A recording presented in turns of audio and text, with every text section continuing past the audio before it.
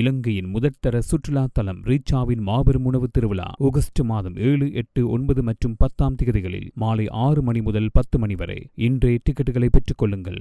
வணக்கம், இது ஐபிசி தமிழின் பிரதான செய்திகள். முதலில் தலைப்புச் செய்திகள். ரத்து செய்யப்படும் பயங்கரவாத தடுப்புச் சட்டம் உறுதியளித்துள்ள நீதியமைச்சர்.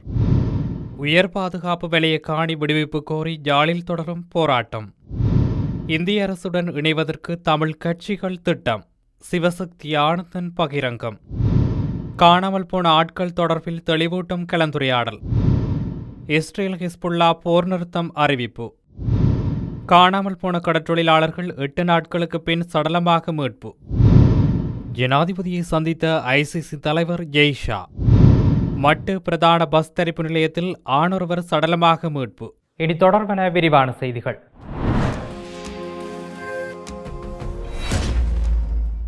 இலங்கையில் தற்போது நடைமுறையில் உள்ள பயங்கரவாத தடுப்புச் சட்டம் எதிர்காலத்தில் முழுமையாக ரத்து செய்யப்பட்டு அதற்கு பதிலாக மக்கள் நலன் சார்ந்த புதிய சட்டமூலம் ஒன்று நாடாளுமன்றத்தில் சமர்ப்பிக்கப்படும் என்று நீதி மற்றும் தேசிய ஒருமைப்பாட்டு அமைச்சர் சட்டத்தரணி கர்சன நாணயக்கார தெரிவித்துள்ளார். கிளிநொச்சி மாவட்ட செயலகத்தில் நேற்று நடைபெற்ற சிவில் சமூக பிரதிநிதிகள் மற்றும் மக்கள் பிரதிநிதிகளுடனான கலந்துரையாடலின் போதே அமைச்சர் இதனை குறிப்பிட்டுள்ளார். இந்த புதிய சட்டம் மூலம் இன்னும் 2 மாதங்களுக்குள் அரசாங்கத்தால் தாக்கல் செய்யப்படும் என எதிர்பார்க்கப்படுவதாக அவர் கூறியுள்ளார்.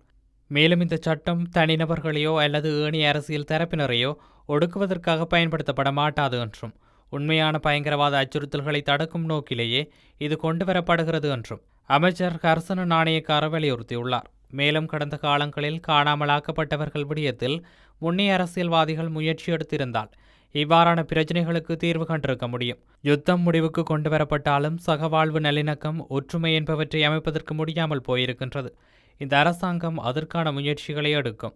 தமிழர்களை 2ஆம் பிரஜைகளாக பார்க்கின்ற எந்த ஒரு சந்தர்ப்பங்களுக்கும் இனி இடமளிக்கப் போவதில்லை. கோட்டாபய ராஜபக்ச சிங்கள மக்களின் வாக்குகளால் வெற்றி பெற்றிருந்ததாக தெரிவித்து வந்தாரே தவிர இந்த அலுவல்களை செயல்படுத்த விடவில்லை. குறிப்பாக வெளிநாட்டு நிறுவனங்களுடைய அழுத்தங்கள் காரணமாகவே இந்த அலுவலகங்கள் பெயரளவில் ஆரம்பிக்கப்பட்டன என்றும் அவர் மேலும் வலியுறுத்தியுள்ளார். யாழ்ப்பாணம், வலிகாமம் வடக்கு பகுதிகளில் உயர் பாதுகாப்பு வலயமாக உள்ள தமது காணிகளை விடுவிக்க கோரி காணி உரிமையாளர்கள் போராட்டம் ஒன்றை முன்னெடுத்துள்ளனர்.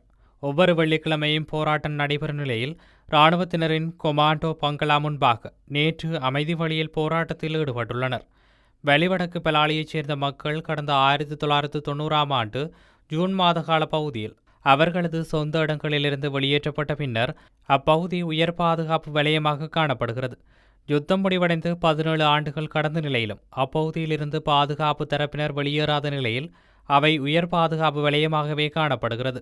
தமது 650 ஏக்கர் வரையிலான காணிகளை விடுவிக்குமாறு பல வருடங்களாக காணி உரிமையாளர்கள் போராடி வரும் நிலையில் காணிகள் விடுவிக்கப்படாத நிலையில் ஒவ்வொரு வெள்ளிக்கிழமைகளிலும் போராட்டங்களை முன்னெடுப்பதாக காணி உரிமையாளர்கள் முடிவெடுத்திருந்தனர். அதற்கமைய நேற்று முன்னெடுக்கப்பட்ட போராட்டத்தில் பொதுமக்கள் மற்றும் காணி உரிமையாளர்கள் என பலர் கலந்து கொண்டமை குறிப்பிடத்தக்கது. இந்திய அரசுடன் தமிழ் கட்சிகள் ராஜதந்திர உறவை பலப்படுத்த வேண்டிய தேவை இருக்கிறது. அதுவே எமக்கு இருக்கும் ஒரே சந்தர்ப்பம் என முன்னாள் நாடாளுமன்ற உறுப்பினரும் ஈழ மக்கள் புரட்சிகர விடுதலை முன்னணியின் செயலாளருமான சிவசக்தி ஆனந்தன் தெரிவித்துள்ளார். வவுனியாவில் 36வது தியாகிகள் தினத்தை முன்னிட்டு நேற்று இடம்பெற்ற அஞ்சலி நிகழ்வின் பின்னர் ஊடகங்களுக்கு கருத்து தெரிவித்த போதே அவர் இவ்வாறு தெரிவித்துள்ளார். தொடர்ந்து கருத்து தெரிவித்த அவர், போர் முடிந்து 17 வருடங்கள் ஆகியும் எமது மக்களுக்கு எந்தவித தீர்வும் கிடைக்கவில்லை. பாதிக்கப்பட்ட மக்களுக்கு நீதியை கூட எங்களால் பெற்றுக் கொடுக்க முடியவில்லை. புதிய அரசியலமைப்பு, பயங்கரவாத தடைச்சட்டம் நீக்கம் என்ற விடயம் உட்பட பல விடயங்களில் இந்த அரசாங்கம் வழங்கிய எந்தவொரு வாக்குறுதிகளையும் நிறைவேற்றவில்லை. மாறியுள்ள புதிய உலக அரசியல் ஒழுங்கானது மோசமான நிலைக்கு சென்றுள்ளதை அவதானிக்க முடியும். இஸ்ரேல், ஈரான், உக்ரைன் மற்றும் ரஷ்ய போர்களை பார்க்கும்போது ஐக்கிய மக்கள் சபையை தொடர்ந்து நம்பிக்கொண்டிருப்பது தமிழ் மக்களை மீண்டும் பின்னோக்கி தள்ளுகின்ற நிலையினை உருவாக்கும் என்பது புலனாகின்றது. எனவே அரசியல் தீர்வு விடயத்தில் தமிழ் கட்சிகள் ஒரு புள்ளியில் ஒன்றிணைய வேண்டிய தேவைப்பாடு உள்ளது. அந்த வகையில் இந்திய அரசுடன் தமிழ் கட்சிகள் ராஜதந்திர உறவை பலப்படுத்த வேண்டிய தேவை இருக்கிறது. அது ஒன்று எமக்கு இருக்கக்கூடிய சந்தர்ப்பம். இந்த அரசு தேர்வினை தருவார்கள் என வெறுமனே நாடாளுமன்றக்குள்ளிருந்து கொண்டு எதனையும் செய்ய முடியாது. தமிழர்களின் பிரச்சினைகளை ராஜதந்திர ரீதியாக புதுடில்லி அரசாங்கத்துடன் பேசுவதனூடாகவே குறைந்தபட்சமான தீர்வையாவது காண முடியும். அதுவே இந்த போரில் உயிரிழந்த போராளிகளுக்கும் பொதுமக்களுக்கும் நாங்கள் செய்கின்ற அர்ப்பணிப்பாக இருக்கும்.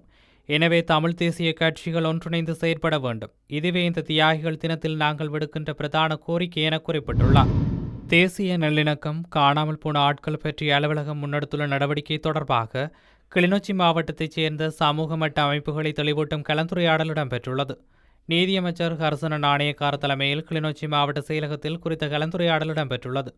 குறித்த கலந்துரையாடலில் பாராளுமன்ற உறுப்பினர் கா. இளங்குமரன், சே. திலகநாதன், மாவட்ட அரசாங்க அதிபர் எஸ். முரளிதரன், காணாமல் போன ஆட்கள் பற்றிய அலுவலகத்தின் தலைவர் சட்டத்தரணி மகேஷ் கட்டுலந்த, காணாமல் போன ஆட்கள் பற்றிய அலுவலகத்தின் உத்தியோகத்தர்கள், பொது அமைப்பு சார்ந்தோர், தேசிய மக்கள் சக்தியின் பிரதேச இணைப்பாளர்கள் என பலர் கலந்து கொண்டுள்ளனர். மூத்த அமெரிக்க அதிகாரி ஒருவர் ஒரு வெளிநாட்டு ஊடகத்திடம் தெரிவித்ததின்படி, இஸ்ரேல் மற்றும் ஹிஸ்புல்லா இடையே நேற்று உள்ளூர் நேரப்படி மாலை 4 மணிக்கு தொடங்கும் போர் நிறுத்தத்திற்கு இருதரப்பும் ஒப்புக்கொண்டுள்ளன. அந்த அதிகாரியின் தகவலின்படி இந்த ஒப்பந்தம் அமெரிக்கா மற்றும் கத்தார் தரப்பு பேச்சுவார்த்தையாளர்கள் மேலும் ஈரான் ஆதரவுடன் மேற்கொள்ளப்பட்டதாக தெரிவிக்கப்படுகிறது. இஸ்ரேலும் ஹிஸ்புல்லாவும் தற்போது போர் நிறுத்தத்தில் உள்ளன என்று அந்த அதிகாரி கூறியதாகவும், சமீபத்தில் ஏற்பட்ட கடுமையான துப்பாக்கிச் சண்டைக்கு பிறகு இந்த உடன்பாடு ஏற்பட்டதாகவும் தகவல்கள் தெரிவிக்கின்றன. யாழ்ப்பாணம் நெடுந்தீவிலிருந்து கடலுக்கு சென்ற கடற்றொழிலாளர் ஒருவர் நாகப்பட்டினம் கடற்கரையில் சடலமாக மீட்கப்பட்டுள்ளார். இந்த சம்பவம் நேற்று இடம்பெற்றுள்ளது. குறித்த நபர் கடந்த 11ஆம் திகதி நெடுந்தீவு பகுதியிலிருந்து கடற்றொழிலுக்காக சென்றிருந்த வேளை காணாமல் போயுள்ளார். இதுகுறித்து போலீஸ் நிலையத்தில் முறைப்பாடு பதிவு செய்யப்பட்ட நிலையில் விசாரணைகளுடன் தேடுதல் நடவடிக்கை முன்னெடுக்கப்பட்டு வந்துள்ளன. இந்நிலையில் நேற்று அவரது சடலம் தமிழகத்தின் நாகப்பட்டினம் கடற்கரையில் கரையொதுங்கியுள்ளதாக தெரிவிக்கப்பட்டுள்ளது. அதனைத் தொடர்ந்து உரிய விசாரணைகளின் பின்னர் அவரது சடலம் இலங்கைக்கு அனுப்புவதற்கு நடவடிக்கைகள் முன்னெடுக்கப்பட்டு வருகின்றன. சர்வதேச கிரிக்கெட் சபையின் தலைவர் ஜெய் ஷா ஜனாதிபதி அனுருகுமார திசாநாயக்கவை சந்தித்து கலந்துரையாடியுள்ளார். குறித்த சந்திப்பானது நேற்று பிற்பகல் கொழும்பில் உள்ள ஜனாதிபதி அலுவலகத்தில் இடம்பெற்றுள்ளது. தனது குறுகிய உத்தியோகபூர்வ விஜயமாக அவர் நேற்று இலங்கையை வந்தடைந்ததாக தெரிவிக்கப்படுகிறது. இந்த சந்திப்பின் போது இலங்கை கிரிக்கெட் நிறுவனத்திற்காக நியமிக்கப்பட்டுள்ள இடைக்கால குழுவின் நியமனம் குறித்து விவாதிக்கப்பட்டிருக்கலாம் என எதிர்பார்க்கப்படுகிறது.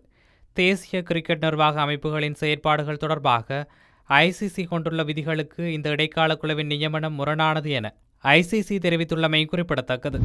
மட்டக்களப்பு பிரதான பஸ் தரிப்பு நிலையம் பகுதியில் உயிரிழந்த நிலையில் ஆணொருவரின் சடலம் நேற்று வெள்ளிக்கிழமை மாலை 3 மணிக்கு மீட்கப்பட்டுள்ளது.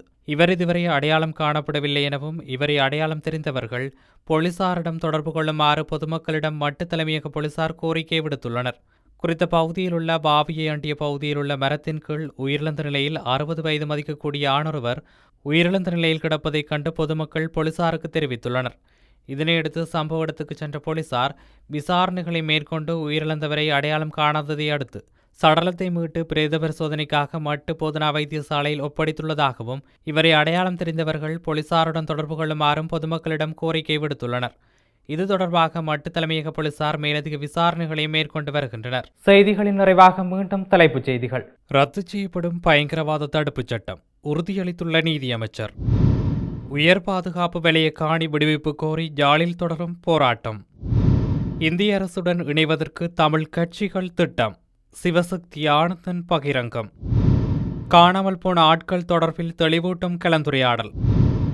இஸ்ரேல் ஹிஸ்புல்லா போர் நிறுத்தம் அறிவிப்பு. காணாமல் போன கடற்றொழிலாளர்கள் 8 நாட்களுக்கு பின் சடலமாக மீட்பு.